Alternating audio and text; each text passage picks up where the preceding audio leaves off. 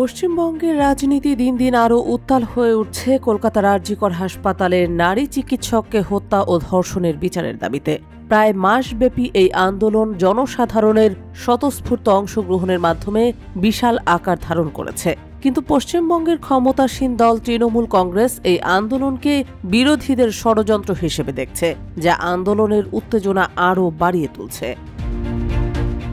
এই পরিস্থিতির মধ্যে তৃণমূল কংগ্রেসের একজন বিশিষ্ট নেতা এবং রাজ্যসভার সদস্য জহর সরকার পদত্যাগের ঘোষণা দিয়ে বড় রকমের রাজনৈতিক সংকট সৃষ্টি করেছেন। তিনি 2021 সালে তৃণমূল কংগ্রেসের টিকিটে রাজ্যসভার এমপি নির্বাচিত হন, কিন্তু আরজিকর হাসপাতালের ঘটনার পর থেকে সরকারের অবস্থান ও ব্যবস্থাপনা নিয়ে তীব্র অসন্তোষ প্রকাশ করেছেন। জহর সরকার ইতোমধ্যে মুখ্যমন্ত্রী মমতা ব্যানার্জিকে চিঠি দিয়ে তার পদত্যাগের সিদ্ধান্ত জানিয়েছেন। এই চিঠিতে তিনি শুধু পদত্যাগের কথা বলেননি, বরং রাজনীতি থেকে সরে দাঁড়ানোর ইচ্ছা প্রকাশ করেছেন, যা পশ্চিমবঙ্গের রাজনীতিতে তীব্র আলোড়ন সৃষ্টি করেছে। তিনি চিঠিতে উল্লেখ করেছেন, গত 1 মাস ধরে আমি ধৈর্য ধরে দেখেছি আরজিকর হাসপাতালের ঘটনার প্রতিক্রিয়া, কিন্তু সেই পুরনো মমতা ব্যানার্জির মতো আপনার নেতৃত্বে সরাসরি জুনিয়র ডাক্তারদের সঙ্গে কথা বলার উদ্যোগ নেওয়া হয়নি। এখন যেসব শাস্তিমূলক পদক্ষেপ নেওয়া হচ্ছে তা অনেক দেরিতে এসেছে।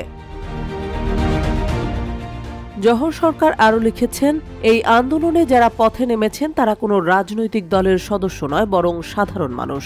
তারা ন্যায্য বিচার এবং অপরাধীদের শাস্তির দাবি তুলেছেন। কাজেই এই আন্দোলনে রাজনৈতিক তকমা লাগিয়ে প্রতিরোধ করা উচিত হবে না।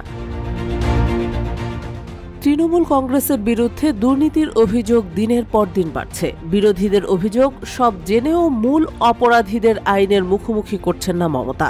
জহর সরকারের পদত্যাগের মাধ্যমে আরও দৃঢ় হয়েছে।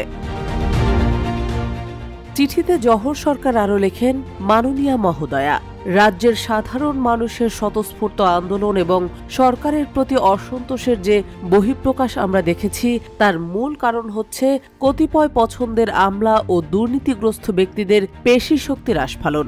আমার এত বছরের জীবনে এমন ক্ষোভ ও সরকারের প্রতি সম্পূর্ণ অনাস্থা আমি আগে কখনো দেখিনি।